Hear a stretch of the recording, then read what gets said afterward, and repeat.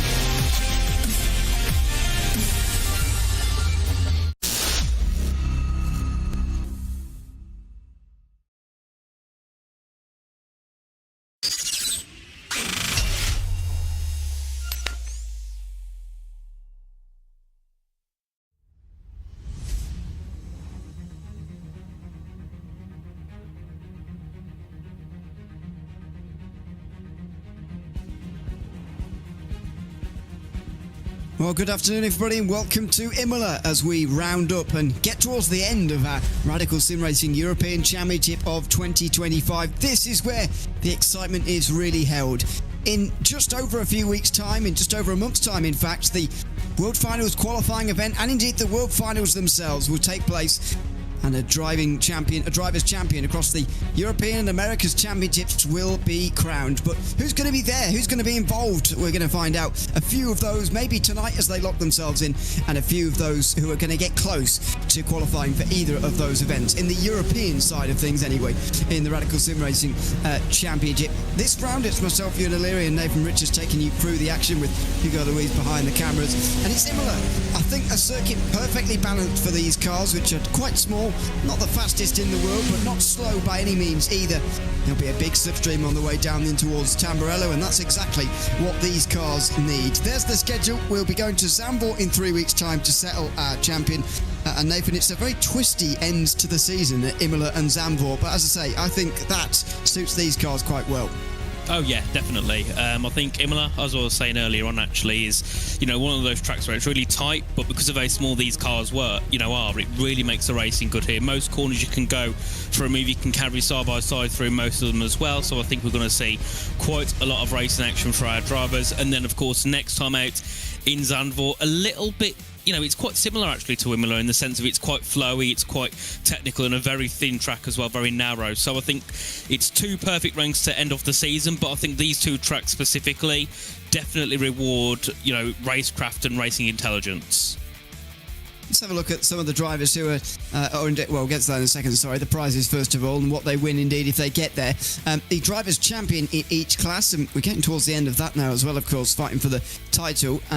12 months free iRacing subscription for them, along with free entry to next season, and of course a place in the World Finals, as indeed the top 7 get all a place in the World Finals. P2 also gets free entry next season. From P8 to 14, they qualify for the Last Chance race, which has a different name, by the way, depending on where you look at it. It's the Last Chance World Finals qualifier, or indeed the Extra World Finals qualifying event, as the rulebook says, so who knows what to go with there. But anyway, you get the idea. It's the last chance for them to get in the World Finals. And for the team's champions, they get a track in iRacing per driver, and free entry to next year, as well as the Vice Team champions. Let's see who's in line for those prizes, shall we, with the Pro and Am standings, starting with the Pros. And Christoph Lipp, who is currently leading the way. He's on 761 total points. He gets dragged back a little bit in the championship when you add the drops, but he's still quite a long way in front.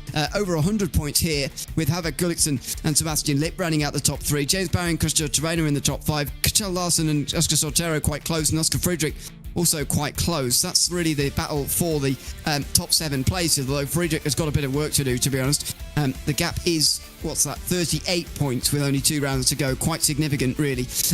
Sully Virtanen and Rudolf Nagel might be just too far away at this stage. Not mathematically, but probably realistically. In the AM standings, Luke Crowley's leading the way, and has been dominating this season, really. Not with wins, but he's been having the consistent results that have him ahead of Louis Gregg, Eric Benson, Gabriel Berger, Robert Walker that round out the top 5, Pablo Serrano and Menno de Graaf round out the top 7. Although not when you apply the drop weeks, all very close here. Ole Gunnar Strensrud, Mika Henrik Hulken and Stefan Millis are all very close. So watch out for those guys. They're in and around the top 7 at the moment. In the Team Pro standings, iRacing team are pretty much confirmed as the champions. In fact, they're only a few points needed tonight for them to actually achieve that ahead of their other team in their in iRacing team umbrella. IGL Coatings at 3rd and 4th. Nixie Sports in 5th, head of the other inert team, and then the other IGL Coatings team in 7th position so far in the Pro Team standings. And then in the AM team standings, B-Team Racing are leading by quite a long way ahead of Team Slow-Mo, although they'll have to do a bit of a job to seal the title tonight. Mathematically, that is, although realistically, they probably do already have it. Project 91 Academy, Team Moop and Octopus Racing Team too far away, and indeed those last two teams are a long way back. Let's have a look at the highlights from the Hockenheim race. Such a great circuit for these cars to go racing at, by the way, and it put on a great show here as well. Sebastian Lipp was on the pole position with his brother Christoph Lipp. There he was in the number 1 car, just in 4th, and that's where he would start. It was trouble down at the hairpin as Rudolf Nagel was tipped around in a 3-wide moment. One of those moments you can't really do a lot about, really. Luke Crowley was spun around, the championship leader in the AM class, in an incident down at turn 3. That would have annoyed him, but he would come through the field a bit later. Christopher Terrain got down the inside of Sebastian Lipp as the slipstream train I was talking about started to form itself. I mean, this is only a lap later. You can barely tell the difference. It is so close between this front 5. In the background, that was Christoph Lipp, by the way, getting ahead of Andreas Friedrich. Probably perhaps an uncontested pass there, really. The pit stops came and went, and Christopher Terrain would get the lead ahead of Christoph Lipp, who would take a slightly shorter stop. Sebastian Lipp with a slightly longer one, but he'd still be in touch, and the two Lipps would get around Travain very soon. Inside for Christoph Lipp, down in towards the hairpin here, and he would just edge out the 58 car on the exit, just approaching 1/3 distance complete in this race. Further back, the AM leader was in a world of trouble. Eric Benson, and indeed Lasse Sorensen, was even bigger trouble. In fact, he had damage and would retire. George Gonzaga also off the circuit down there, but Eric Benson would get caught up in this group for lap after lap after lap, losing loads of time at a stage in the race where he should have been going quickly and extending his lead. This is on board with Oscar Soltero, one of those drivers battling for a top 7 in the pro standings. This result here at the Hockenheim Ring, a top 7 here today, really padded his lead over the likes of Andreas Friedrich, who are outside the top 7, even despite Friedrich's potential speed that he could have in these final rounds. There's Christoph Lipp heading back out onto the circuit, and there you see the race-winning gap. Sebastian Lipp just behind Luke Crowley, and needed to do a bit of work to get back into the back of Christoph Lipp.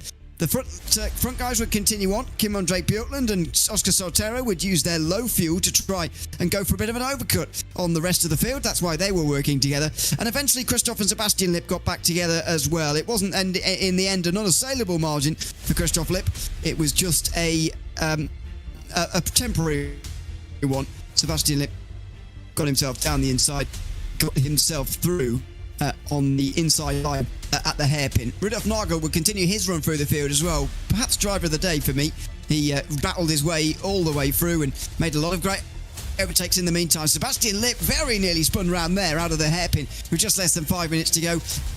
It was at this point when the teammates and the brothers indeed realised that they could battle for the race win here and still win the race, or at least share it between one of the two of them, and that's what they did. Sebastian Lipp it was, though, with that move at the hairpin, who did enough. He would take the victory ahead of Christoph Lipp, with Luke Crowley on a great comeback drive, getting the AM victory as well. His first AM victory for a while, actually, and he was very pleased to get it indeed as well. That's why he leads the championship, by the way, in the AM class by nearly 70 points, even when at the drop rounds. It's a very big lead indeed, and indeed he's got a pretty big one at the front of this qualifying session as well. It's just begun here from Imola, just less than 5 minutes to go. I think Hockenheim is going to rate pretty similarly actually in these radicals compared to what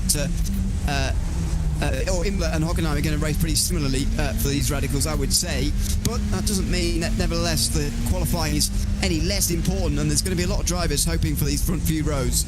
Yeah, certainly. And, as I said, this track has got lots of opportunities for overtaking, especially into, the multiple chicanes that we have. You've got the likes of Sosa, Piratella as well on some occasions. So I think even if you do end up in a position where you are further back, there's more than enough opportunities for you to work your way forward, especially if you are one of the quicker cars. And the gaps are looking quite close at the moment, less than a tenth separating the top two, as we see Sebastian Lipp head into the line. Should be near the top, I'd assume, as he heads up to the line. What will it be for him?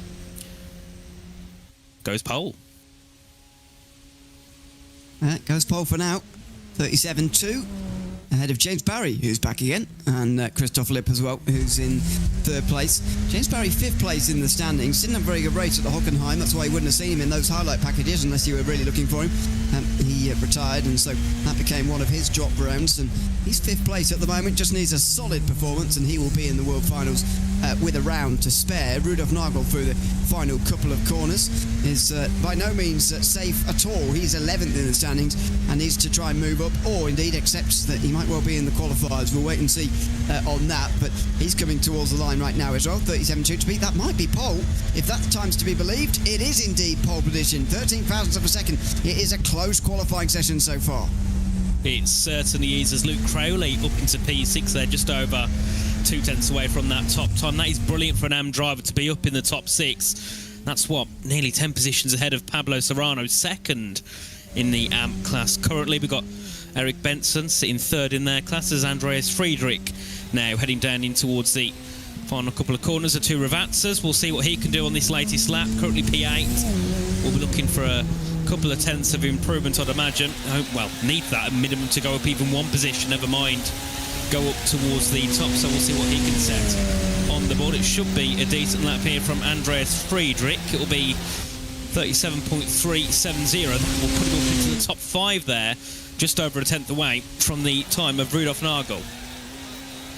And Christoph Lipp's only just in front of him, as well as James Barry gets himself into that impossible gap between Nagel and Lipp. And just get the feeling Christoph Lipp might try and join them now. Nagel comes into the pit lane, so it won't go any quicker, but that's good enough for pole, is it, from Christoph Lipp? It's a 37.0. We've not seen any 36s actually yet, but and we might not, but that is 2 tenths clear of the rest of the field. In a qualifying session this close, that might well be just enough now for the new pole sitter. Yeah, certainly, as we do see Kyriakopoulos as well heading up to the line, 37.574, so it will be an improvement, but I'm not sure if it is of position, as Oscar Soltero goes up to second place, just a tenth away from pole. Let's see what Luke Crowley can do. Can he find an improvement? He's already half a second in front of the rest of the AM class, and he's up to 4th again. That is a pro-level time. Well, Serrano indeed moves up to where Crowley previously was, so maybe it was just that nobody in the AM class had quite got it together here so far. Eric Benson, surprisingly, down in 18th at the moment. The driver who led a lot of laps at the Hockenheim Ring, as we just saw, with that highlight package there. Crowley, though, moves up to the top, and that's where he should stay. Andreas Friedrich now comes through the final couple of corners. He's in 8th place at the moment in the standings, on the outside looking in to the World Finals at the moment.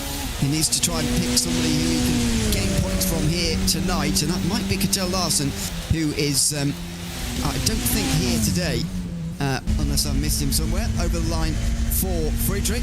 Looks like he's staying 8th place. Sebastian Lipp comes over the line in 7th, but he moves up to 2nd. It's an all-Lipp front row with Christoph and Sebastian again. They've been so strong, especially late in this season, and they're locking out the front row again. It seems so, unless anybody can try and jump that away from them, as we do see Gonzaga now heading as well up to the line. We'll see what he can do. Currently P12, 6.5 tenths away from pole position. Will it be enough for him to try and jump up any higher, possibly into the top 10? And no, it won't be. Well, that'll be the end of the qualifying session, and indeed a great one for Christoph and Sebastian Lipp. They are 1 and 2 here at the start of this race from Imola, and Oscar Soltero and Christopher Terrain will be on the next row. Luke Crowley takes Ampol in 5th, with Rudolf Nagel in 6th position. James Barry and Andreas Friedrich, an all-inner iRacing team, 4th row, ahead of Dennis Kyriakopoulos and Harvard Gullikson, who rounds out the top 10. Pablo Serrano just outside of it in 2nd in the AM class, ahead of George Gonzaga, who's in 12th place. Kim Andre Bjorklund and Alexander Totem-Scarrett are in row 7. There's Sully Ratton and Louis Gregg, who's third in the AM class. Max Gerstenbakken and Eric Benson are on row 9. Top 20 is rounded out by Cattell Larsen, who is here. There he is, ahead of Robert Walker, Mena de Graaf, Gabriel Berger, Ole Gunnar Stensrud, the last AM drivers in the field, and indeed last drivers at all in this field here today. And they will all get onto the grid. Of course, an hour-long race, in case you've not seen this series before. 1 hour-long race, 2 pit stops generally required, as the fuel is limited in these cars to an amount that makes that so. It makes these races strategically very interesting, but hoping for good on-track action as well with this circuit. Yeah, certainly. And I think it can also help drivers who might get into incidents at the start, because there's that extra pit stop in for the others. So if they can, just have a spin at turn 1 and, get collected, they can get back to the pits, fast repair, and then they only have to do 1 stop, whereas the others have to do 2. So there is an opportunity to really, get back into the race if you're having some issues. We may well see 1 or 2 do exactly that here today. Let's wait and see how clean the start of this race is. Hopefully it will be a clean start for everybody, but you do never know down in towards Tamburello. Let's see, as we put an hour on the clock here and we go racing for the penultimate time in the Radical Sim Racing European Championship for 2025. We are underway again with Christoph and Sebastian Lipp locking out the front row. Soltero tries to get between them, but he's not going to be able to, at least not before Tamburello. Maybe on the brakes. Oh, he's on the grass trying to, and he was edged out properly there by Sebastian Lipp on the inside. He slammed the door in his face, and so Christoph Lipp leads ahead of Sebastian, with Oscar Soltero next, Christopher Terrain, and James Parry, who's got ahead of Luke Crowley to be in the top 5. Indeed, a brilliant start, as a few cars further back having a squabble as well on the first lap, as we do see Havard Gullikson looking to come through. Of course, P2 in the standings would love to try and get some early moves in this race into tow. So there you go, a couple of cars going too wide, and can Gullikson find anything there? He might do on the exit, trying to get ahead of Pablo Serrano, who sits P2 in the AM class. But a brilliant start from Luke Crowley up towards the front of the field as well, up into P6 for him, as that was a move there. I think Gonzaga looking to go ahead of Bjortland. He's trying it again on the way towards Akko Minerali.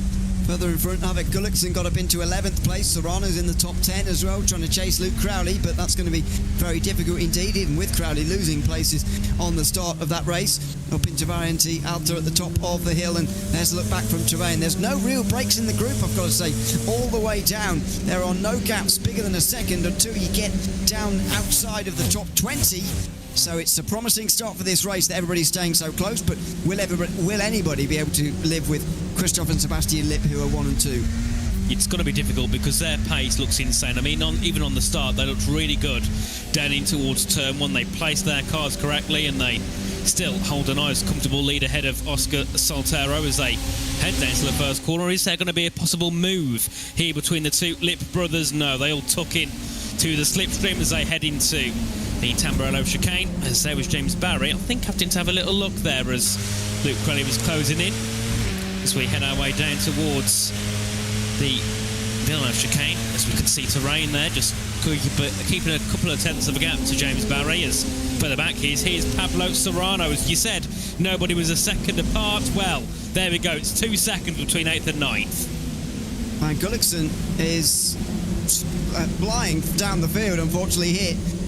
Havik Gullikson is not in a particularly comfortable position as far as this championship is concerned. The gap's quite small from him to 7th, but perhaps more importantly, it's the gap to Christoph Lipp, who could very well get far enough ahead tonight to seal the overall title before we even get to the World Finals. Gullikson down in 16th place, even Louis Gregg gets past, so that's 3rd place in the AM class now, who's gone past him down into Akko Minerali. That is terrible news for Havik Gullikson, who you don't expect to see further up the field than 16th. Yeah, certainly is. What's happened there to Sebastian Lipp? I think he's made a bit of a mistake heading into the chicane, as we do see Oscar Soltero go ahead into 2nd place and try and disrupt the two Lipps at the front. So that gap's 8 tenths, 9 tenths. Of course, it's not like Formula 1. You don't need to be dead within a second, but any more than that, and you are struggling to keep the slipstream, as this is a replay of Sebastian Lipp, and that was a bit of a slide on the exit. I think on the curb, not really settling too well on the exit, and of course losing that position to Oscar Soltero, and that could be race defining.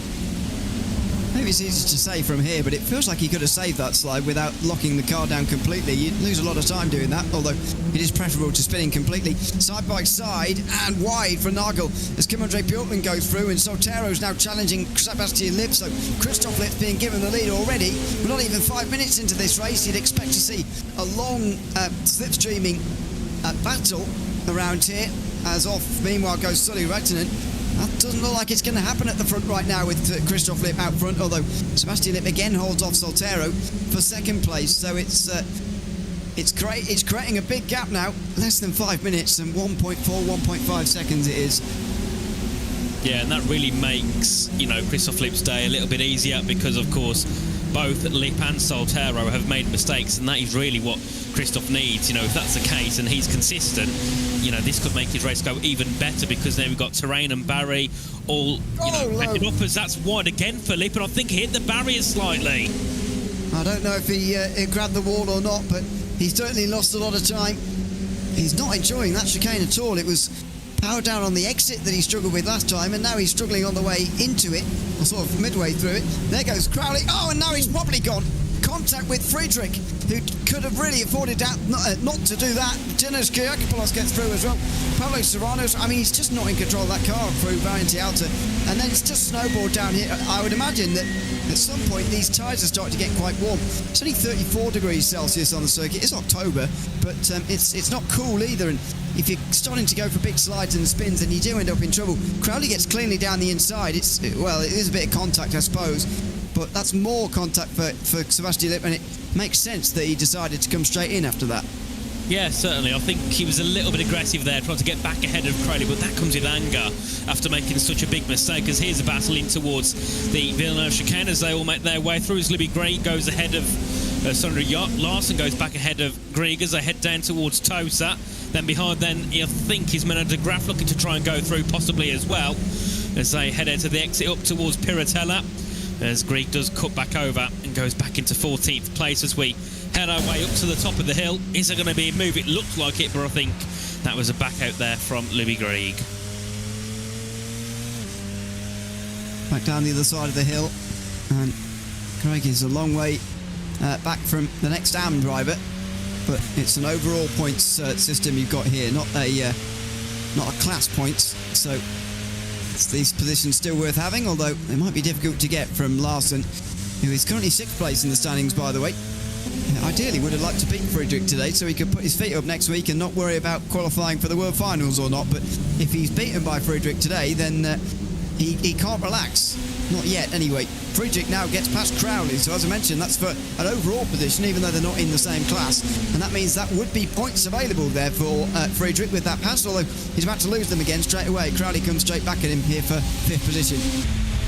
Of course, as they head down to turn 1, we also see Kyriakopoulos as well involved in this, standing towards the Tamburello chicane. So Crowley goes back through into 5th, Friedrich 6th, and then will be Kyriakopoulos in 7th. Serrano looking to get involved as well with Kim-Andre Bjorklund. A nice little battle here, all the way up to between 5th to 9th as they make their way through, and Rudolf Nagel as well looking to try and get involved as well. He's in the background of this battle at the moment as that's ascend into the braking zone. Serrano and Bjorklund going side by side, and Bjorklund gets the move done, a brilliant move.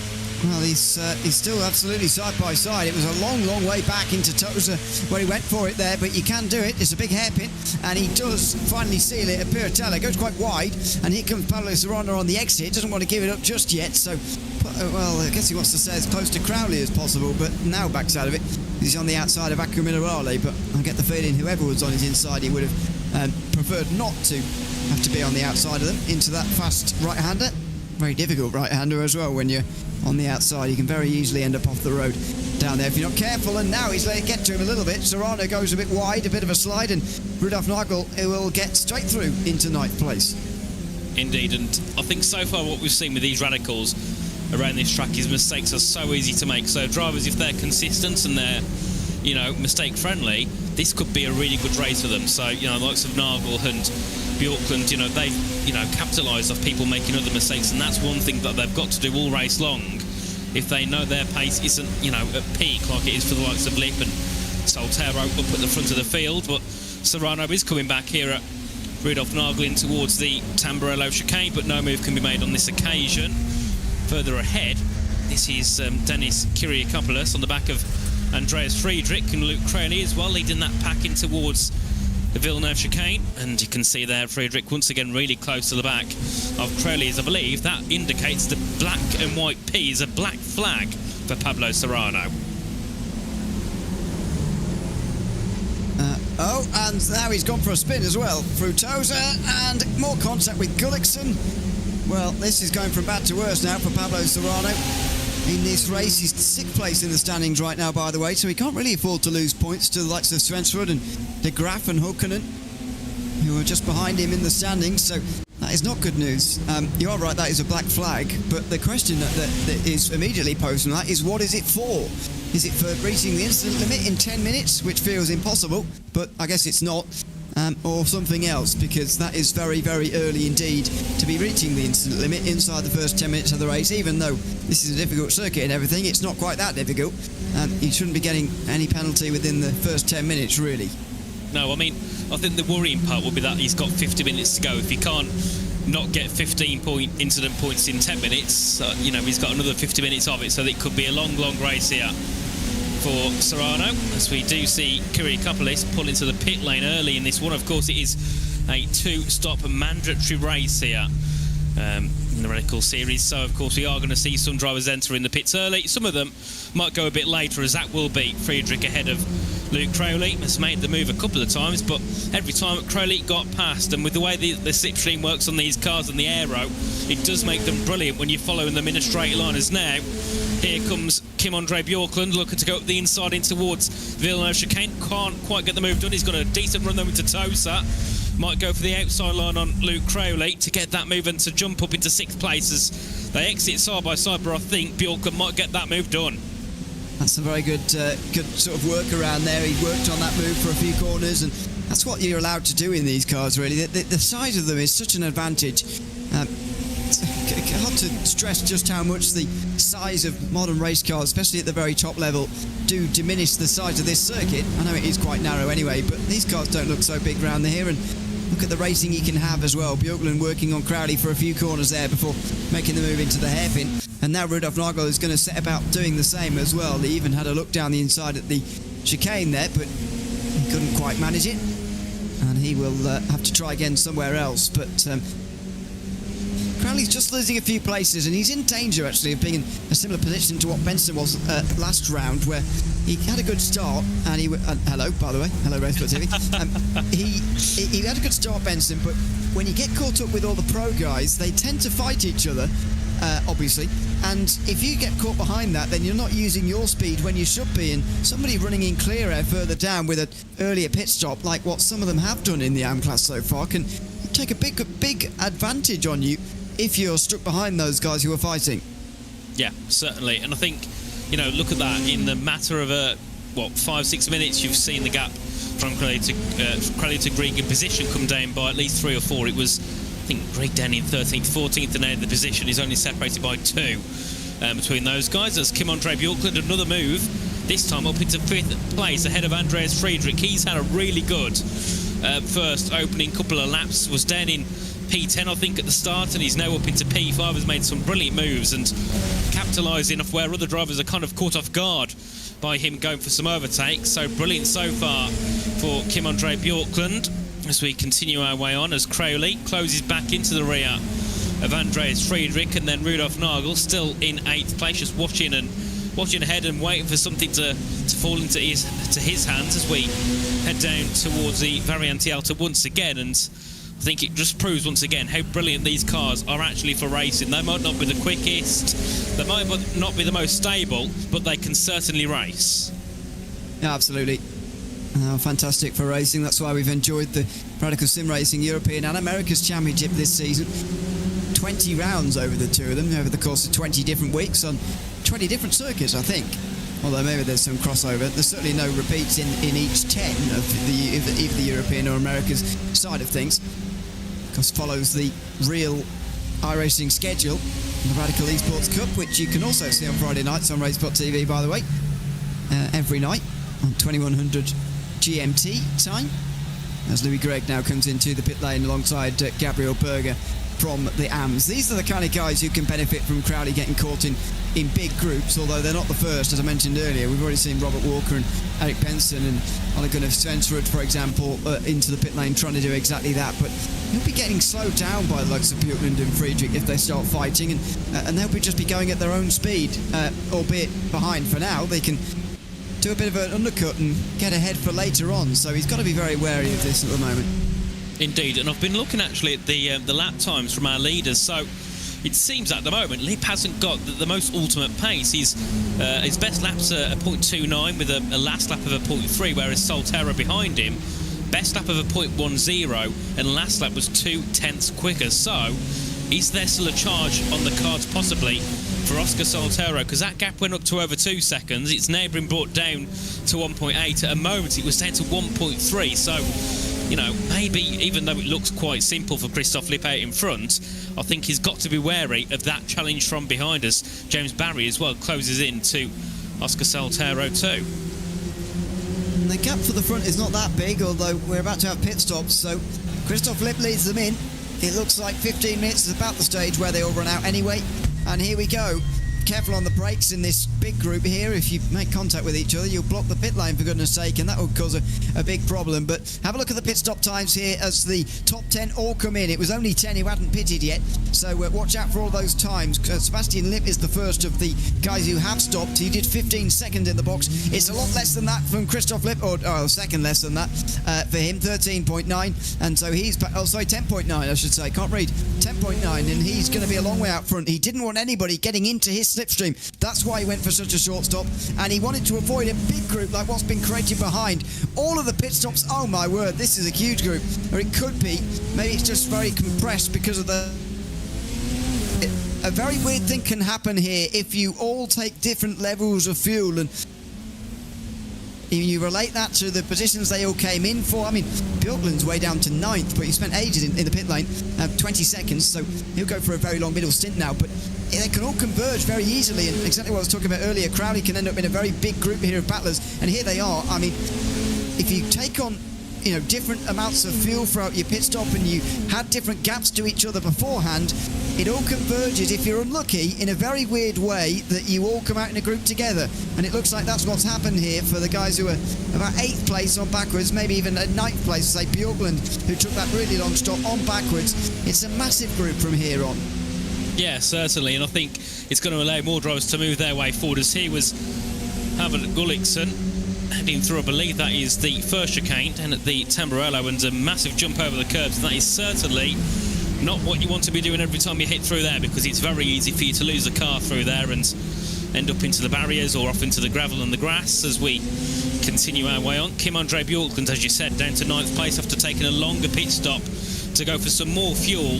Many different strategies being taken here, and of course in around 40 minutes time we'll see which one of those worked the best, as we do see Reitonen there going up into 15th. I think that was because a car ahead was going into the pit lane, but then of course this battle here, 9th down to 13th.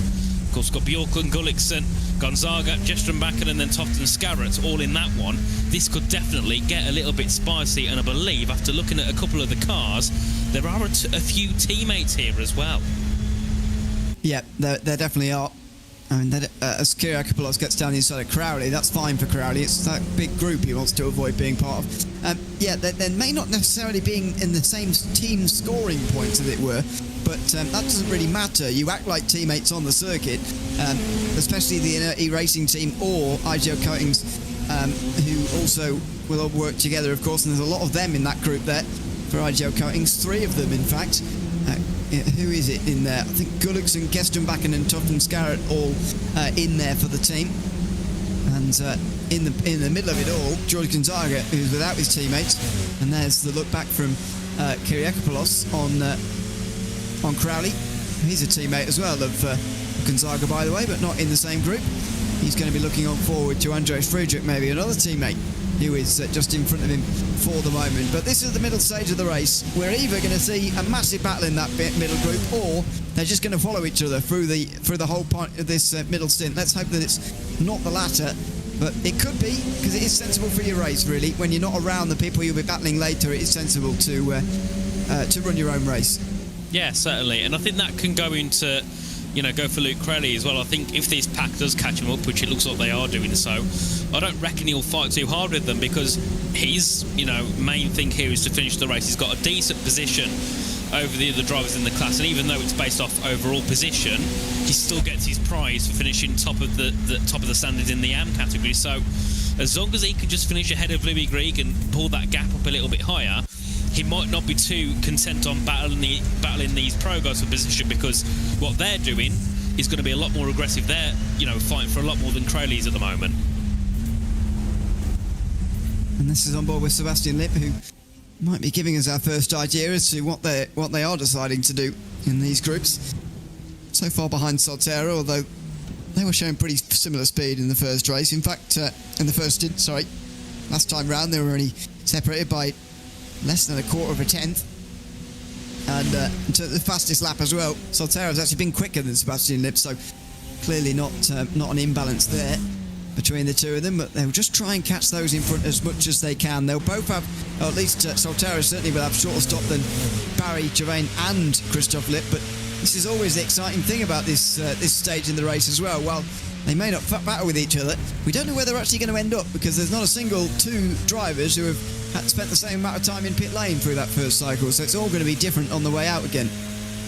Yeah, certainly. I think, you can see that gap between Soltero and Lipp is 13 seconds. It was around, I think, 11, once they all completed their pit stops. And, once the next pit stop comes around, I'm sure that gap will probably come down to a couple of seconds once again. And, of course, it just shows that Lipp was preferring of a shorter first stop, so we can go very short on this stint and then pit, probably in around 10 minutes' time and go all the way to the end. As here we do see Soltero under battle with Sebastian Lipp, as Lipp does go through into fourth place, and of course he was also the early stopper, I believe, in the pro class, and now jumps back up to P4.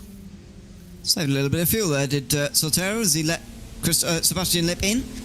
Was able to lift off a bit into Tamburello, and he could have lifted off there and towards Villeneuve as well. I imagine he did. And just shorten that final pit stop time if you save a little bit of fuel where you can. These guys on, Gonzaga and Gullikson fighting, and that's Gonzaga into the top 10. Bjorkman's actually got clear of this group now as a result of this, but Rudolf Nagel has joined them at the back, so we're going to see guys catching up to the back of these guys rather than them catching anybody. And it looks like they are fairly willing anyway, to fight each other in this large group. And the teammates now together of Gullikson, Gestenbakken and Totten Scarrett. Very interesting indeed. We'll see how keenly they continue on this battle or not.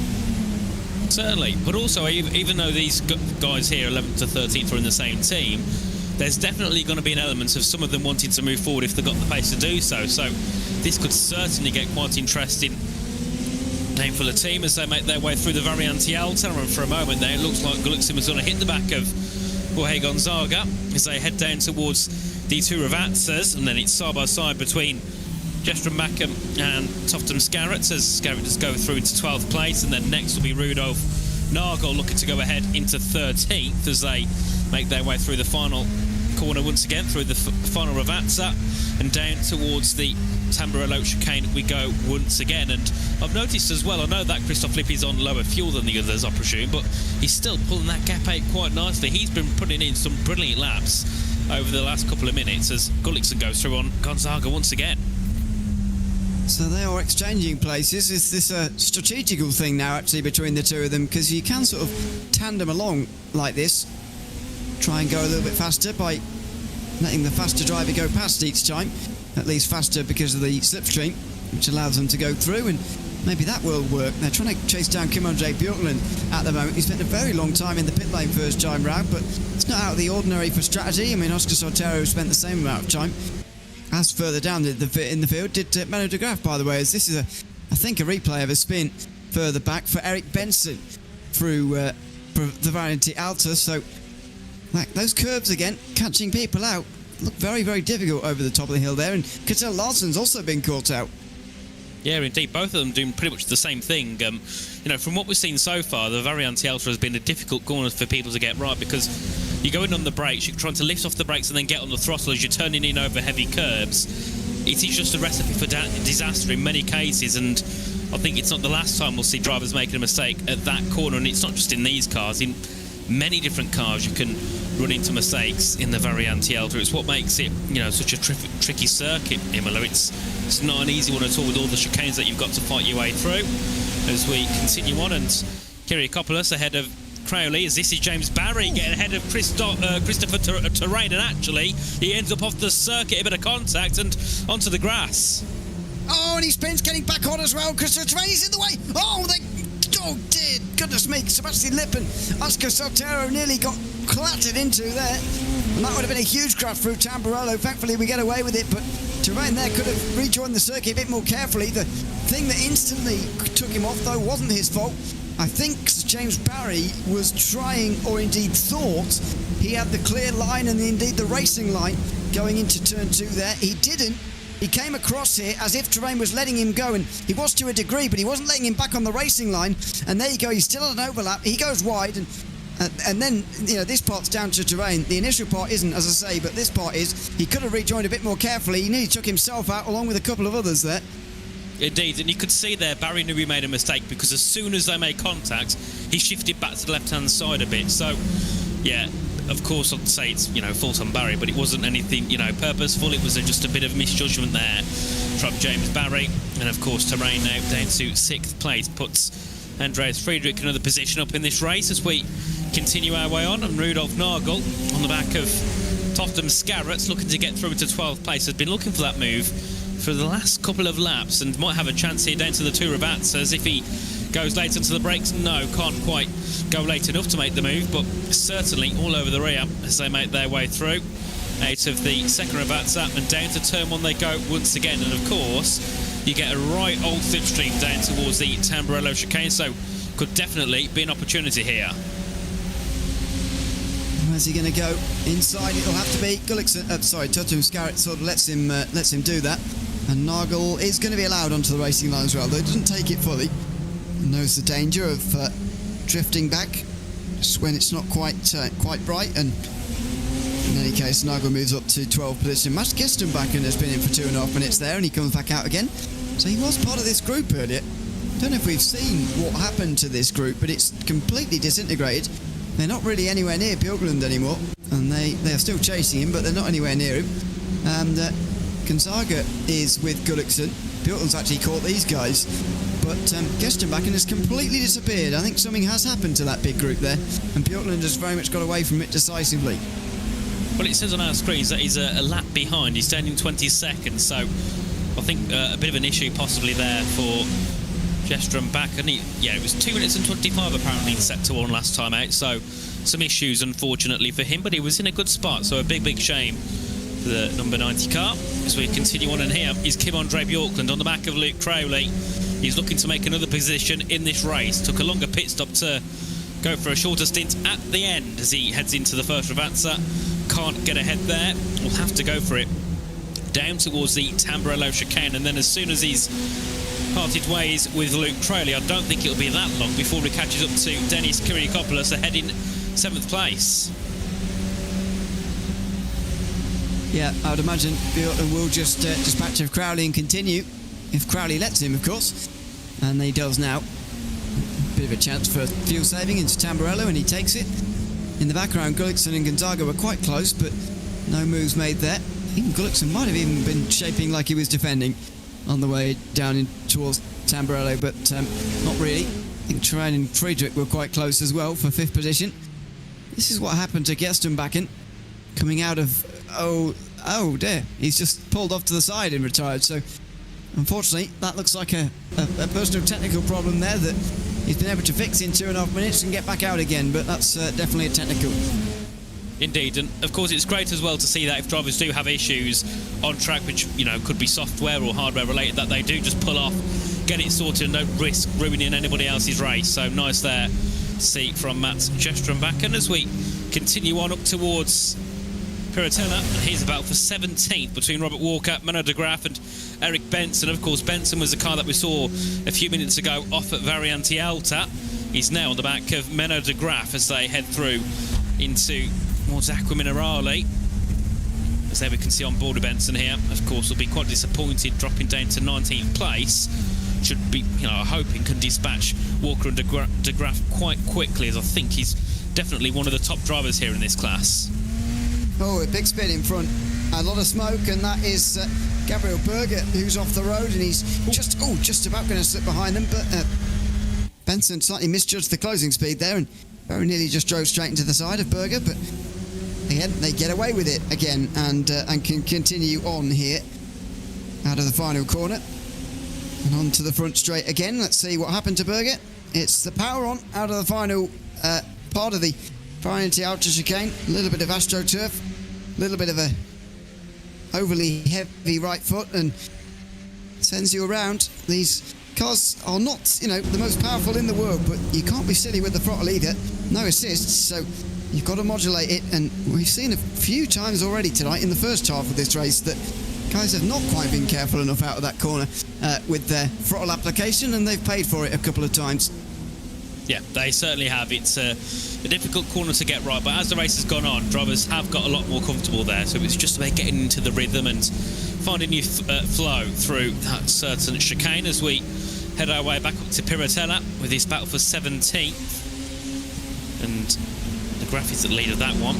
There we are, De Graaf, Benson, Gabriel Berger as well, as they make their way down towards Piratella. Let's see if any moves can be made in these next few moments. To give you an idea of the different pit stop times here, it's all over the place between these four. Walker and Benson have got the same, and De Graaf and Berger similar, but none of them quite exactly. It does mean the group's going to split apart quite a lot as well if this is to be believed. And the battle for 16th could be completely different later. Bjorklund, meantime, goes past Dennis Kierkegaard. We were saying earlier how Bjorklund might be able to distance those guys and start to make some moves, and he really is, despite being one of the heaviest cars in the field, actually, because his race and stop was so long. Yeah, it's been brilliant so far from Bjorklund, and probably could catch up to Friedrich and Terrain quite soon as well. But of course, like you said, he's going to be on a very long stint here, so he'll be going a lot longer than some of these ahead of him. Of course, he dropped all the way down to P10 after that first pit stop. Some cars only dropping a couple of positions from their starting spots as that's Crowley round at Tosa. Let's hope he doesn't collect anyone into the corner. I don't think he does, but I think a few cars did have to avoid, and a big shame there for Luke Crowley. He's had a brilliant race. He's still in 13th, but would surely have still loved to be up in that top 10. Well, it's the second race in a row he's had a spin, but he did win the last one. He was winning this one as well, but a spin through Tosa, just too fast it looked like on the way in there through the early part of the corner, and goes around into a half spin. He lets that big group past him, and hopefully they don't start to fight too hard, because then he'll be caught right behind them as Christoph Lipp now comes in from the lead. 28.5 minutes to go is quite a long way, but clearly he can fill it to the top and go to the end from here, and that's what he's going to do. Certainly will, as Lipp is in and will be heading back out very shortly. As let's see what time it is in the pit. So it was only 10.9 last time out, so I presume it'll be a lot longer than that this time around. Should be around 15, 16 possibly. Maybe even towards 20, to be honest. 18.8, there we go, near enough, and he now pulls away, so pretty much a full tank there, I would imagine. He's using most of the space, but the key here is traffic. Where's he going to come out? Louis Gregg is going to get past him, but it shouldn't be too bad. And in any case, Lipp should be able to get away nicely. The driver he'll be most worried about, James Barry, who was 7 seconds shorter than him, longer than him in the first pit stops. He'll gain that back again, although worth remembering that Lipp had a 9 or 10 second lead before those stops. So he is definitely holding the advantage, but he'll be just keeping an eye on James Barry's overcut here.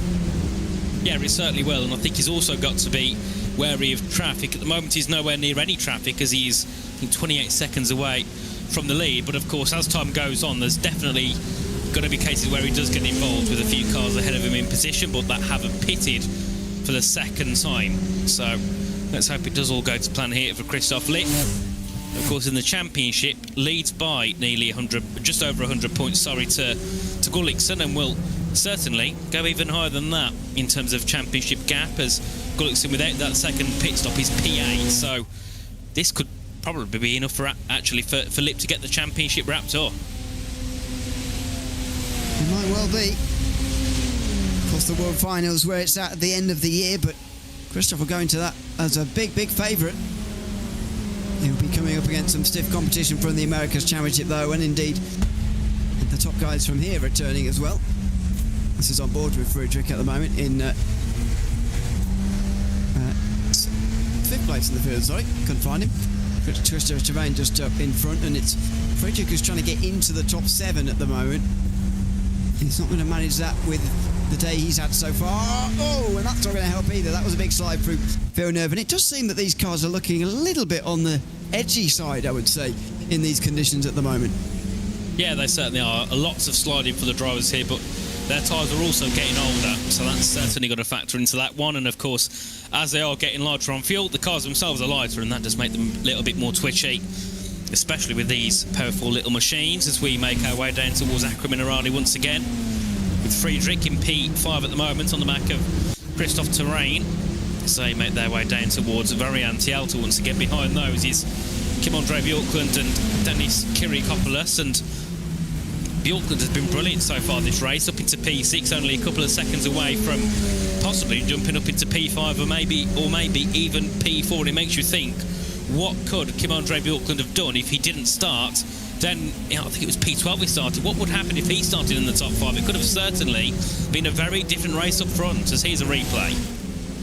That's the slide of Andres Friedrich a couple of moments ago through the right-hander at Villeneuve. Good car control. You can barely notice from the outside, actually, in the slow-mo, but you can see the wheel work, which is a big giveaway.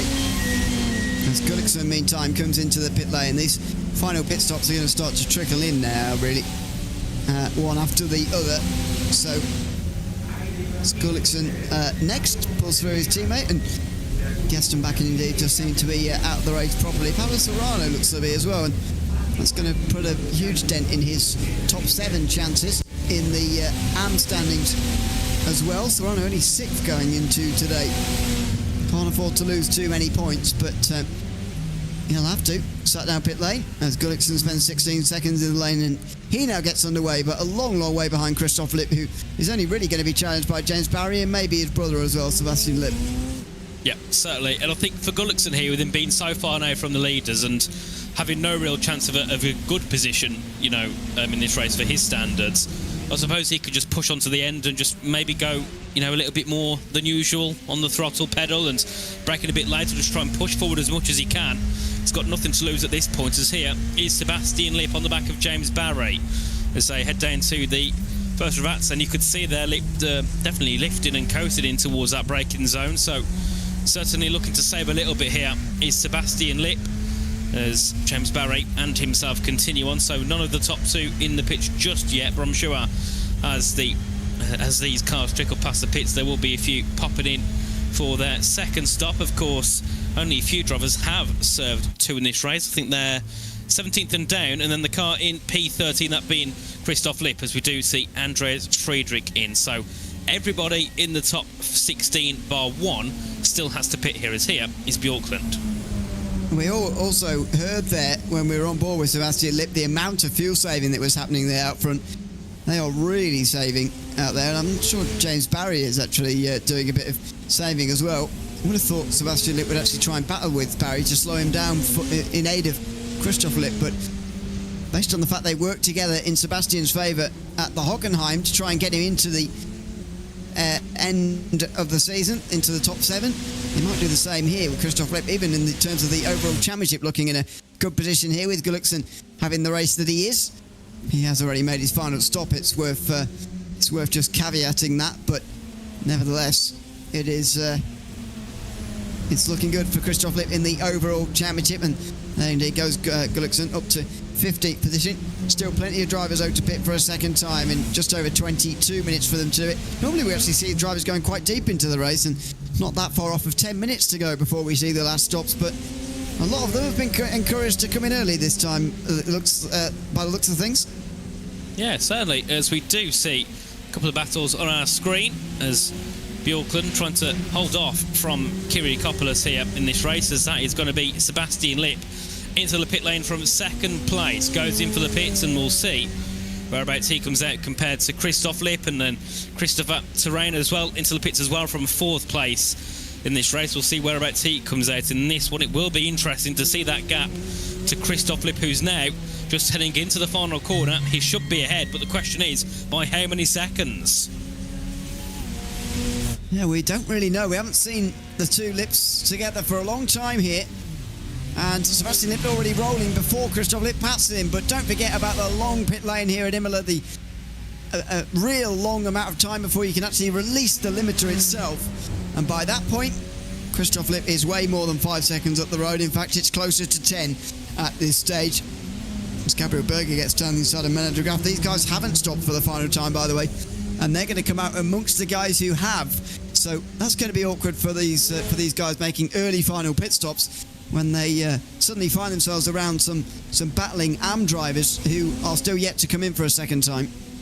Certainly, and these two are battling for the lead of the category potentially, depending on where Luke Crowley ends up in this. He has just completed his second stop along with, I think it was Kjetil Larsen as well, into the pit lane. As we do see battle for 9th place, Berger and de Graaf. Of course, I think it was the fact that de Graaf dropped backwards, because earlier on these two were not together at all, and now they're only a couple of tenths apart as we head down towards Acqua Minerale. As we'll do see further below, Benson gets ahead of Kjetil Larsen, so Larsen comes out in 19th place and sits P6 in the standings, and would certainly like to be a lot higher than that in this race. I'm sure he will make a couple of positions, but would certainly like to be up in that top 10. As we also see from 4th place, Denis Kyriakopoulos into the pits as well, along with Jorge Gonzaga. So we'll see whereabouts they come out, but they'll, I'd imagine, be behind Sebastian Lipp and probably closer to Christopher Terrain. I must say, the stage at this, or the early stage of this race, that seeing pit stops is surprising me, I must admit, but there we go. That's the way this race is being run for the moment, as Mena de Graaf gets properly in the slipstream of Gabriel Berger. Here's one of the few battles that's actually a sort of real one on the circuit, with two drivers doing the same strategy, although there's a very defined strategy there, and we just saw it from Mena de Graaf. That is lived off on the way towards Tamburello. He's saving fuel behind Gabriel Berger at the moment in what is, for now, the battle for the lead in the AM class. Certainly, and I've got to say, I think Christoph Lipp potentially could just run away with this race, because Soltero wasn't that far behind. He was about, I think, 2 seconds before the stops, but Sebastian Lipp was ahead of Oscar Soltero and still came out so far behind Christoph Lipp. So I think, yeah, that gap's certainly going to increase. I just think the strategy's probably been a little bit better coordinated here by Christoph Lipp, of course, as won many races, championships in the past in these cars. He certainly knows how to drive a Radical SR10, that is safe to say, as this battle still rages on between Berger and de Graaf, of course, racing for the, well, at least racing for a podium, because, of course, Luke Crowley leads the class, and it just depends on how long their pit stops are, but definitely in a battle for a top 3 in their class, of course. Points overall are what given to them, but, of course, they do get prizes for where they are in their own standings, so certainly a big battle for these two. At 18 minutes to go, they continue on, as does James Barry, who's currently leading this race overall, ahead of Oscar Soltero. Of course, Christoph Lipp is the NetReds leader. See what he decides to do about Sebastian Lipp, whether he allows him back into the fray here, or whether he's going to allow himself another race victory this season. Christoph Lipp, he had his run of 2 in a row broken up at the Hockenheimring. That was his second 2 in a row, though. He's been going rather well. These two again do not fight each other. A little bit further down, we've got Friedrich and Kyriakopoulos further behind, and it's the only other battle really going on the circuit at the moment between two people in the same class. That's for the last spot inside the top 10 as things stand, but Friedrich being out all the way down there is not good news. He's 8th place in the standings at the moment. As I said earlier, needs to gain points, and he's not at the moment, although Nagel isn't either. He goes wide and off the circuit. Another one trying to rejoin a little bit too quickly there. Indeed, and I think that's the issue. People go off the track and they're straight on the pedal trying to get back on, and of course grass and curbs don't go too well with throttles, so yeah, that is not ideal. We've seen that twice now from 2 drivers down there, so let's hope nobody else makes that mistake, as here we are, the top driver is in. I thought Soltero would follow him in, but no.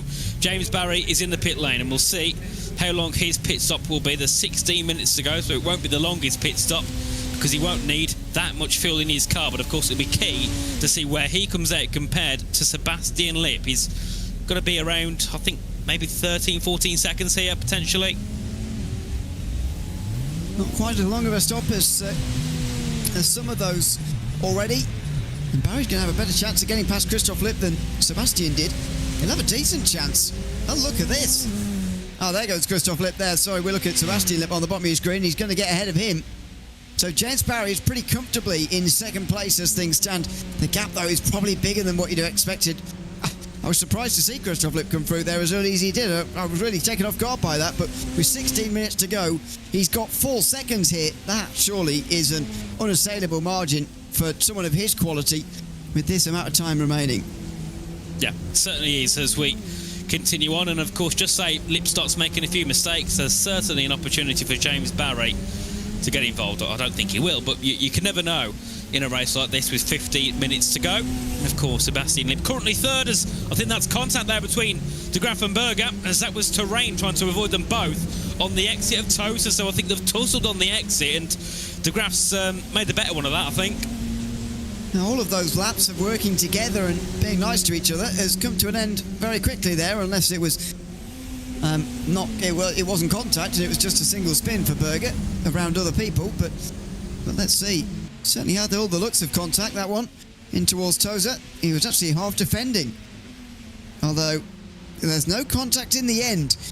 I'm not sure why he decided to actually shape like he was defending into Tosa, because there wasn't really any risk. De Graaf didn't look to me as if he was trying to get past there.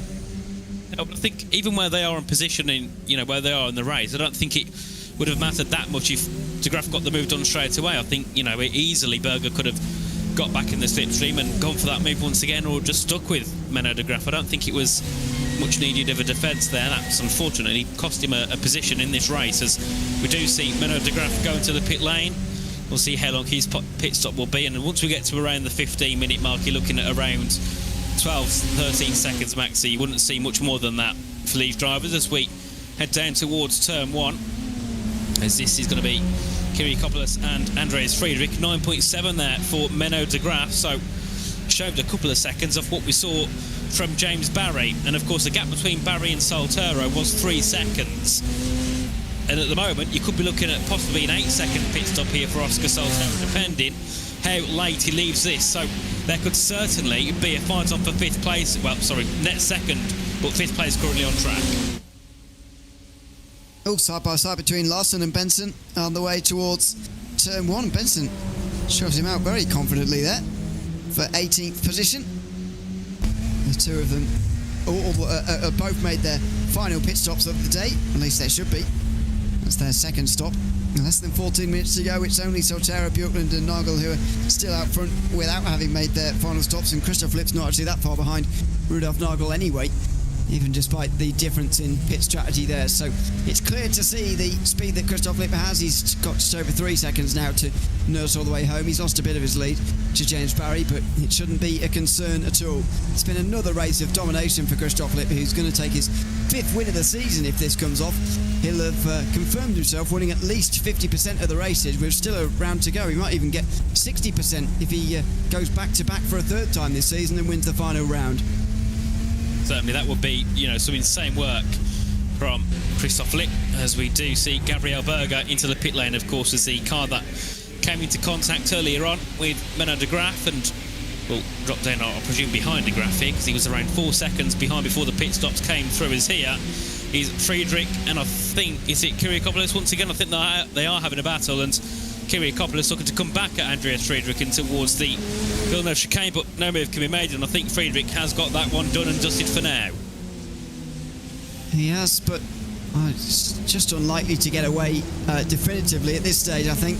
Any battle that we've got out there on the circuit is likely to remain until the end, and this is one of the only ones at the moment. Benson and Larson are still fighting further back, as we saw earlier, but these two are for an actual class position here, and indeed an overall place as well. So 8th place in the race. Top 12 all covered by pros at the moment, by the way, which is a big change, with Crowley a long way down on where he qualified. He is still the AM leader, though, which is the important thing to him, as Camille J. Björklund now comes in. He's into the last 12 minutes. Indeed, as we continue on, and Andre Björklund into the pit lane, going to be coming out probably around P9 potentially, as Rudolf Nagel as well. He's into the pit lane. But of course, we still have this battle between Friedrich and Kiriakopoulos there for 8th and 9th place as they make their way through into the Tour of Atzers. And let's see whereabouts Kim-Andre Bjorklund comes out. He's P5 currently. I think he might exit if it's in 5th place. That is brilliant. It'll be 7th there for Rudolf Nagel. Still brilliant from him to finish in the top 7 here. As never mind, he drops into 9th. Well, Bjorklund is going to be top 5. Nagel is going to be decided. He comes out the pit lane. He's not quite in front of Gonzaga. And Gullikson and Totten Scarrett are there as well. So that could be quite lively, actually, back there. They weren't battling earlier, but they might start now with Gullikson out there and Nagel, out there again. In 10th place, he just about holds on to a top 10. So that's okay for Nagel, but if he's going to want to be in the top 7, then he needs to be higher than that. And we might see his top 7 chances slipping away here in front of our eyes tonight, as he struggles even to hold on to a top 10 at the moment. We're also, though, seeing the overall championship looks like it's getting settled here, because out the front, Christoph Lipp is about to retake the lead, and Gullikson is back here in this group outside of the top 10. That's 1 and 2 in the championship, worlds apart in this race. Certainly, and let's see whereabouts Solterra will be. I think this could be close, you know. I think it might be more close to the likes of Barry and Lipp, Sebastian Lipp, but certainly not going to be the worst pit stop in the world. The gap between Solterra and Christoph is going to, I think, actually be quite close, you know. It's only 8.6 seconds as they head down to turn 1. Solterra is going to be just over a second back. We could have a race on our hands here with 10 minutes to go. Oscar Solterra has made a really good pit stop and comes out 2.1 seconds behind. A very good stop. I wasn't expecting him to be second, I must admit.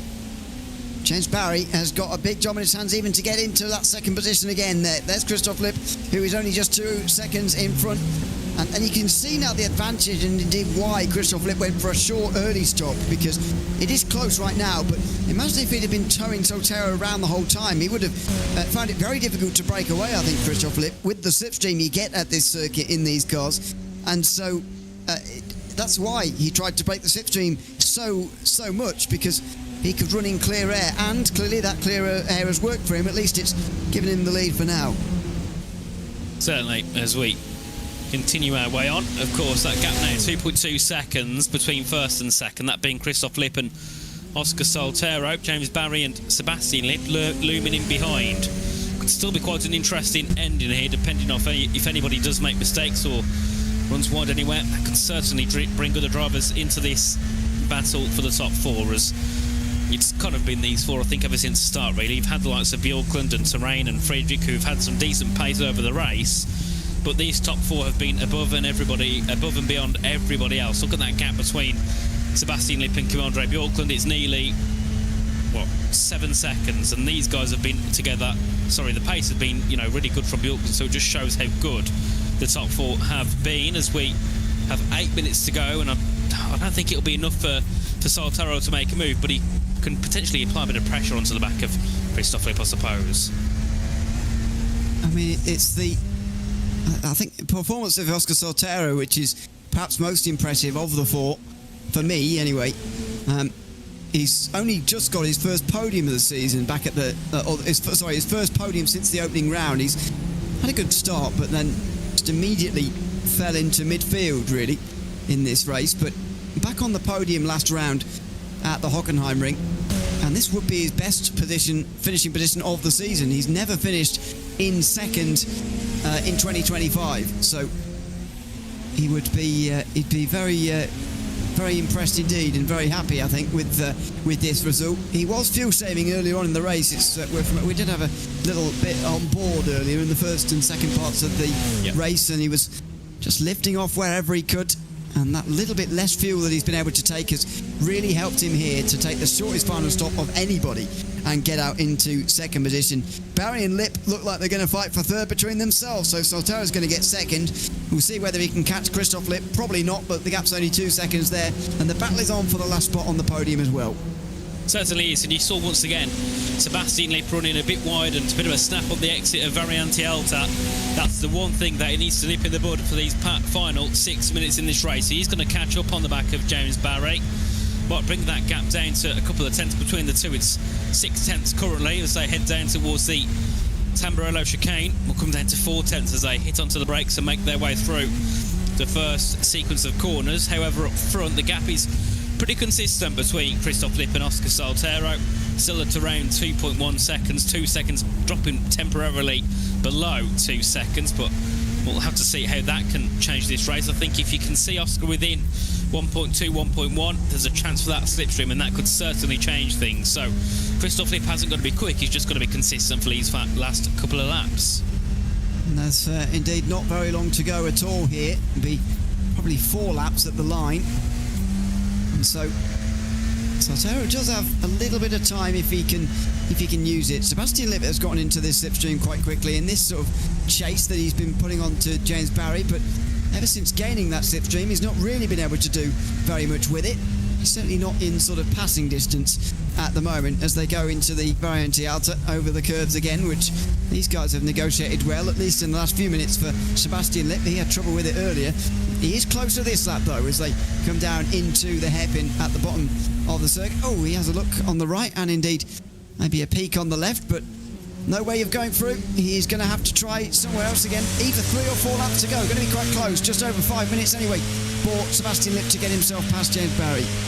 Certainly is, and Lipp's getting in once again. The gap's a couple of tenths. It might even come down to less than a tenth here, down towards the Tamburello chicane. Is there a move on the cards here for Sebastian Lipp? The inside goes James Barry, outside goes Sebastian Lipp. It's going to be side by side, but Lipp actually backs off into that first corner. He's looking for the move, but wasn't too keen on taking it. I think he'd rather have that slipstream until the final run around this circuit, but still Barry in third, Sebastian Lipp in P4. Very tactical, I think, here by the car in 4th place. Very interesting tactical games happening.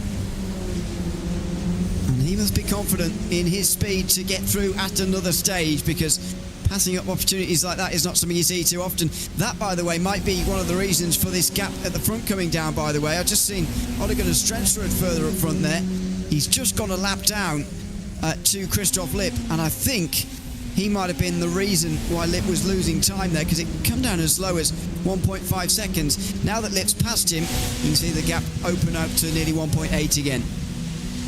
Certainly is. There's the gap down to 2 tenths between Barry and Lipp with a couple of laps to go. Let's see what Lipp can do this time around. Will he choose to go for the move, or will he choose to back off? That is a question as they head down towards the two Ravazzas. And of course, looking further ahead, that gap around 1.7, 1.8 seconds. So not really nothing to keep an eye on at the moment at the front, but for 3rd and 4th, certainly is. As out of the final corner they go, back down towards turn 1, and I believe there's going to be a couple of lapped cars in the way, potentially, if I saw that correctly. Yeah. Saltero will get the slipstream in towards turn number 1, and he'll get through on the lap car, and so gain a bit of time on Christoph Lipp this time. Here comes Sebastian Lipp on James Barry, outside into Tamburello, and again decides not to go for it. One of the cars gone off straight through the gravel. Up in front here, it is the lap car, so these guys don't have to worry about that. Sebastian Lipp again giving it a go. It felt like he was with Mill conviction that time, but can he get through into Villeneuve? Quite late on the brakes on the inside. James Barry is around the outside for the first part. Contact through the second part. James Barry still with his nose in front, going into Tozer. They've got miles of space behind them. They can fight for third amongst themselves, and Barry holds on again.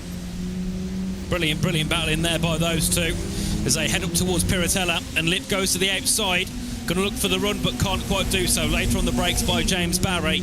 Keeps on to 3rd place for now. Lipp is just looking for everywhere he can to go side by side, potentially into Aqua Minerale, but backs out on that occasion. I think that's a corner that you don't opt to go side by side in as they head down to Variante Alta once again. Is there going to be a move here? I doubt there will be. No, so it'll be looking to tease a move down back towards turn 1, potentially even look for a send in towards Ravatta, depending on how close the gap is. It's 3 tenths at the moment. I think it'll be another charge down towards a Tamburello. Will it be a surprise move at the final corner? No. And will there be a surprise white flag? There will not be. There's only 2 minutes to go. This lap time is just about 1 minute 37 is what these guys are doing at the moment. So It's not the white flag this time. Sebastian Lipp almost too close as they come across the start-finish line this time round. He's going to go straight through, though. The slingshot is good enough. And James Barry, actually, the reason why I said too close, he can get back in the slipstream and come back again. Outside coming into Tamburello, he is not going to manage it, though. Now he will have the last lap, and the last lap only to make his only pass of the day on Sebastian Lipp, if he's got the speed to do it. Certainly will do, but, Lipp's had a really good first couple of corners here, pulling away 6 tenths, 7 tenths now to James Barry as they make their way in towards Tosa. Of course, they've still got a giant gap to further behind, so they haven't got to worry about anything else behind them. They just focus on going forward. And here is our race leader, Christoph Lipp, who will probably be taking the white flag next time round. A brilliant race from him so far. Has got Oscar Soltero closing in, but surely he's not going to succumb to this pressure with 1.5 laps to go here. You wouldn't have thought so. He's done it 4 times already this season, looking to do it for a 5th. In 2025, he's got the number 1 on his car for a reason. Christoph Lipp is the fastest man in this field. And he looks like once again he's going to go on to take a victory. Soltero is going to take his best finish of the season, if indeed this holds true. And Sebastian Lipp is going to get his 5th podium in a row, by the way. He's on a fantastic run of results. Sorry, his 4th in the last 5 races, I should say. He's had a very, very good run of races indeed. There's Sebastian Lipp, including a race win last time out. White flag's out one more time round. 1.2 seconds the gap for Lipp. He has lost a bit of time to Soltero in this stint, and that will have worried him a little bit at times, or maybe it won't have. We'll ask him at the end. But Soltero is, I think, too far back here, unless there's an uncharacteristic mistake. Indeed, and well, there might be a loss of time over the stint for Lipp to Soltero, but the gap last lap was 1,000 between their laps, an 8.49 for Lipp, and it was an 8.48 for Lipp and an 8.49 for Oscar Soltero. So very, very close to the times between these two. As I think the job for Sebastian Lipp might be done over James Barry. They're 4 tenths apart. I don't think there's going to be much more opportunity now for James Barry to get the move. So it's all eyes on Christoph Lipp here. It certainly looks like the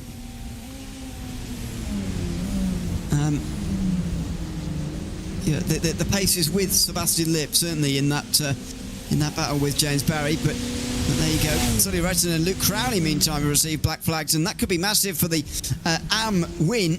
Is Menno de Graaf going to get that now because of that number you can see next to his name, the black flag next to Luke Crowley? And Rudolf Nagel and Havik Gullikson getting them at the end as well. It's all happening at the end here. We'll have to wait for the post-race results to quite figure out what's gone on there, but into the final couple of corners, and Christoph Lipp is going to win his 5th race of 2025 in the Radical Sim Racing European Championship. He is once again a contender at the end of the year in the World Finals. He will be there. He will be there as European champion as well, by the way. He holds on by less than a second over Oscar Soltero in a great race between the two of them. Lipp withstood the pressure, and Soltero gets his best result of the year so far with that second place finish. And further behind, this is a big surprise. It looks like Luke Crowley's got a black flag, and Menno de Graaf might win this. Yeah, that's interesting. We'll see what happens afterwards with the black flag situation, as Nagel's gone into the pits again. I presume, is that to serve the black flag, or wouldn't you just cross the line and see what goes on? He can't serve the black flag in the pit lane on the last lap, of course, but they often try and do it anyway. I never understand why, because everyone knows you can't do it. Crowley and Rattanen has also tried to do it. I mean, there's no point. You're going to be penalised anyway. Menno de Graaf comes over the line meantime. He is going to be the AM winner. In fact, he crosses it on the track in any case because of Luke Crowley being in the pit lane. And Crowley jumps back up, and the order will go mad for a second, but I don't understand why it's not common knowledge that you can't serve your penalty in the pit lane on the last lap. But there you go. Everybody tries to do it anyway and cost themselves an extra 10 seconds every time. But there you have it. Crowley will be classified second for the moment. Just wait for the results in a moment. It will be all change in the AM class, that's for sure. Louis Craig goes over the line. Who knows where he's going to be by the end? We'll find out in a moment. This is a replay. This might be the straw that broke the camel's back, is it? Or was this a while ago? Luke Crowley with contact into Tamburello and off into the gravel. Not the only driver to get a black flag in that race, though, worth noting. and it has put Crowley on my timing screens down to 19th, which would put him, I think, 5th overall in class. We'll just see when we get to the second page of this timing screen, but it's Christoph Lipp who wins. Less complicated in the pros, there's less black flags here. Sotero with his best result of the season in second, and Sebastian Lipp's podium again in third. He passed James Barry late on there with Kamunjay Bjorklund rounding out the top 5. Christian Terrain, Dennis Kyriakopoulos, Andreas Friedrich, George Gonzaga and Alexander Toffenskurt round out the top 10. Manager Graf is indeed classified as a winner in the AM class today. Gabriel Berger and Eric Benson join him on the podium. Kjell Larsen having Gulliksen round out the top 15, and Gulliksen now can't win the overall European Championship either. Louis Gregg and Robert Walker were next ahead of Rudolf Nagel, who dropped there towards the end. Luke Crowley did indeed drop to 19th, you are correct, and Sully Ruttinen is 20th. There will be a few laps down as well, and indeed minutes down. Ole Gunnar Svensrud, who was passed quite late on. Mats Gerstenbakken and Pablo Serrano never got anywhere close to the finish in the end, sadly for them. Well, Christoph Lipp is a winner once again. 5th time this season in 2025 he's taken a win, and we can chat to him now. Christoph, welcome in. Congratulations on the victory. The gap at the line, less than a second, and to begin the final stint, or at least begin Oscar Soltero's final stint, you had 2 seconds. Was there ever a stage where you were worried about your gap? Yeah, definitely. I mean, I had to go to the maximum. I just told him here while we were waiting that he had awesome pace, and I guess a few laps more and he would have caught me. So yeah, but I survived until the end, luckily. And it's your 5th win of the season as well. I think as well you can't be caught in the European Championship, so you must be very pleased with the regular season. And I guess, what are your thoughts going into the World Finals now, and what sort of confidence this is going to give you into that big event in November? Well, I'm not sure yet. The drivers from the Americas League are very fast, and this will be hard competition. I don't know which tracks we're going to drive. Will be, of course, very exciting. Will be a good chance, but as I said, a lot of competition expected there. Absolutely. Well, we look forward to seeing you there, and indeed the final round of the season, which is still to come in the European Championship. But for now, Christoph, congrats on another win tonight, and thanks for chatting to us at the end as well. Yeah, thank you. Cheers. Thanks so much, Christoph Lipp, the winner for 5th time this season in 2025, and indeed Oscar Soltero is indeed waiting for us as well, so we can bring him in as well after his best result of the season so far. Oscar, welcome in. Congratulations on 2nd place tonight. You were close there, less than a second behind Christoph Lipp. Did you believe right until the end that you could get there, or did you think you were going to run out of laps? Yeah, good night, guys. Well, the race was really close today. Yeah. At the end, there really was a moment, throughout the race that I really thought that probably I could fight for the win.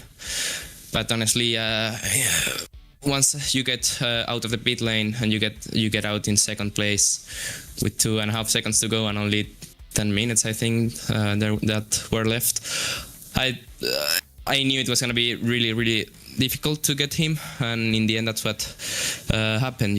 I drove 100% to 100%, and yeah, just didn't have enough laps. And going into the end of the season as well, you've been sort of around that top 7 mark, but this result should surely put you into the top 7 for good now at the end of 2025. How do you feel your season has gone overall?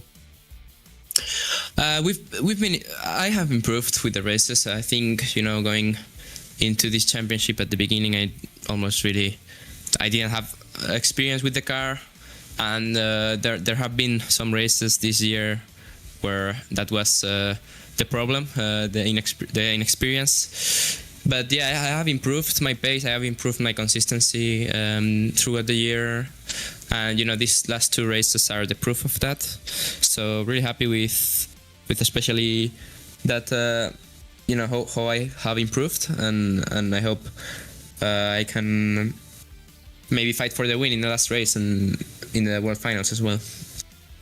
Well, we look forward to seeing you at those events, of course, in the next couple of months. But for now, Oscar, congrats on your 2nd place tonight, and thanks for chatting to us at the end as well. Thank you, guys. Good night. Thanks so much. That's Oscar Soltero, who finishes in second place tonight. His best result of 2025. Menadograph did have himself in the waiting room for a little while there, but he's not there anymore. We'll just hang on for a moment for him. But Nathan, that was a good finish to that race. Just less than a second for Christoph Lipp. I must admit, they seem to have more doubt about the race result than I certainly did anyway. I thought Lipp had that in hand, but it was quite close in the end, and this is going to go down in the history books as a close race from Imola tonight. Yep. Yeah, certainly. I think once Oscar came out the pits, I thought, there's no chance it's going to be too far back. But then, as the laps started to come down, that gap was coming down consistently between 1.5 and then it would go down to 1.3, 1.1, and it was staying there. So I actually think give it maybe 10 laps maximum, and there could have been a chance for Oscar to fight for the lead because of how the racing works and with the slipstream in these cars. So really good fight at the end between those two, and I do believe that we do have Menadograph waiting for us. He is there now again, so we can chat to him at the end of the day. Menno, welcome in. Congratulations on what we think is going to be an AM victory for you tonight. How much were you aware of the situation that was going on with 4 black flags being awarded there across the field in the last lap of the race, or last lap or two of the race? It was waiting in the last stint for what position I came out, and then when we came out, I was like, I might be in podium position. And I got everybody in front of me pitted, and like, wow, I think I'm in first. And when I crossed the line, I think, I don't know if I'm first or not. So I was checking the standings, and I was first. A bizarre finish in so many ways, but congratulations on the win. This could give you a chance of getting into the top 7 as well, and that straight entry into the World Finals at the end of the year as well. Just how's your season been so far, since we haven't had the chance to chat so much? Are you in 8th place coming in tonight? As I say, probably going to be at least 7th after tonight. How has the season been for you? Terrible, to be honest. I had a couple of bad races, got a couple of bad accidents, made some mistakes, made some pit stop errors, and just terrible, to be honest. And this win, my God, I'm so happy. Well, congratulations on the win, Menno. Thanks for chatting to us at the end, and congrats once again. Thank you. Nice evening, guys. Thanks so much. That's Menadograph, first win of the season, and might just put himself into a spot of the World Finals coming up at the end of November. Between now and then, though, we've got Zandvoort, the final round of the regular season in the Radical Sim Racing European Championship. Comes to you from Zandvoort on October 26th at 9 p.m. Central Eastern European time. That is towards the time of year of clock changes, by the way, so check your local area and indeed what time that is in your area, because it's going to get weird in October, as it always does. But 9 o'clock Central European time is the start time, as it always is. We'll have another Radical Sim Racing America's Championship race between now and then as well. That comes next week at Belle Isle. They'll have their penultimate round the week after us, and then their final round the week after us in the European Championship as well. So check out for that on RaceSpotTV, along with the Friday night racing as well in the Radical Esports Cup every Friday from 2100 GMT. For now, though, that's been it here from Imola. A great edition of the Radical Sim Racing European Championship here from this Italian racetrack. I hope to see you again next week, indeed, for more Radical Esports Cup and Radical Americas action. But for now, for myself, Ewan O'Leary, Nathan Richards alongside me, and Hugo Louise behind the cameras, it's goodbye from Imola, and we'll see you again next week.